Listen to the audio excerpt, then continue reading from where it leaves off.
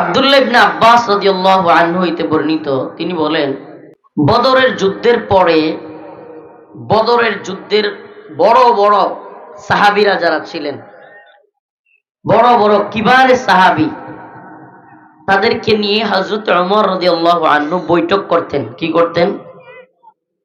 Meeting করতেন, বিভিন্ন কথাবার্তা বলতেন।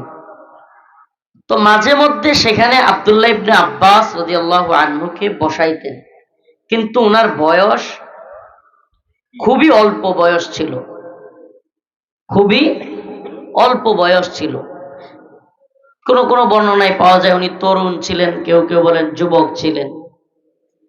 তরুণ আর যুবকের মধ্যে পার্থক্য খুব বেশি না, 16-17, যেটাকে আমরা কিশোর ধরি, তরুণ ধরি, এর পরের অবস্থাটাই যৌবন বা যুবকের বয়স 30, 33, 35 পর্যন্ত,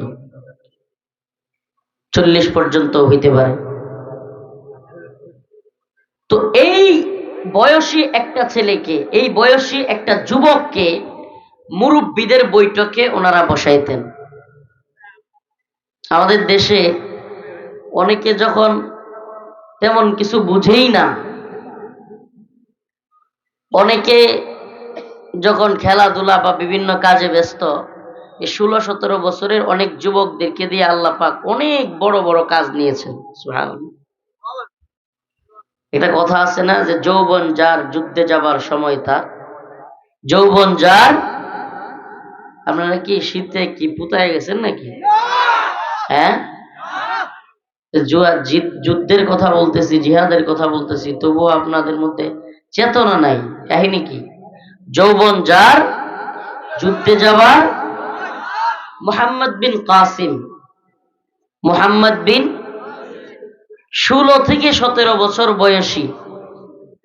এখানে এমন অনেক ছেলে আছে 16-17 বছর বয়সী, এই যে এরাও মনে হয় 16-17 হয়ে গেছে। এই বয়সী একজন মানুষ পুরা ভারতবর্ষ বিজয় করেছিলেন। সুবহানাল্লাহ, সুবহানাল্লাহ কয় না? এই বয়সী একটা যুবক তার বাহিনী নিয়ে পুরা ভারতবর্ষ কি করেছিলেন? হ্যাঁ, আমরা তো সেই মুহাম্মদ বিন কাসিমের উত্তরসূরি। কি বলেন? আমরা সেই মুহাম্মদ বিন কাসিমের উত্তরসূরি। গর্গবিন্দের দলেরা পালাবার রাস্তা খুঁজে পাবে না। মুহাম্মদ বিন কাসিমের উত্তরসূরিরা যদি দাঁড়ায়া যায়, গর্গবিন্দের দলেরা কি করবে না? পালাবার রাস্তা।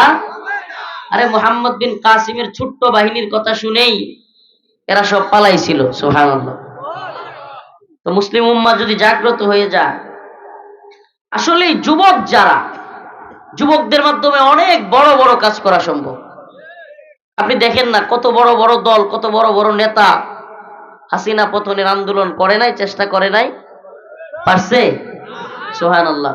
এই ছোট ছোট যুবক ছেলেরা আজকে যারা বিয়ে করে নাই এরা হয়ে গেছে উপদেষ্টা, যারা বিয়ে করে নাই এরা সারা বাংলাদেশের লিড দিয়া বাংলাদেশকে 16-17 বছরের হাসিনা এমন এক মানে বিভৎস ভয়ঙ্কর স্বৈর শাসকের হাত থেকে এরা বাংলাদেশকে বাঁচাইছে। সুবহানাল্লাহ।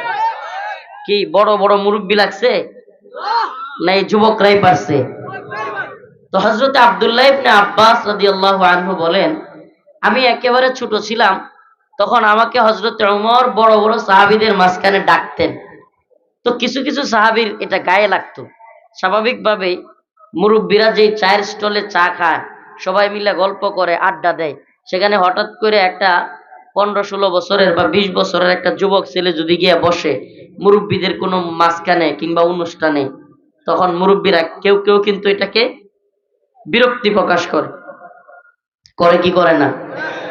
তো আব্দুল্লাহ ইবনে আব্বাস বলেন, হযরত ওমর মুরব্বীদের একটা কাফেলা, তাও কি কোন মুরব্বী? ইনারা যারা বদর যুদ্ধের মুরব্বী ছিলেন। সুবহানাল্লাহ।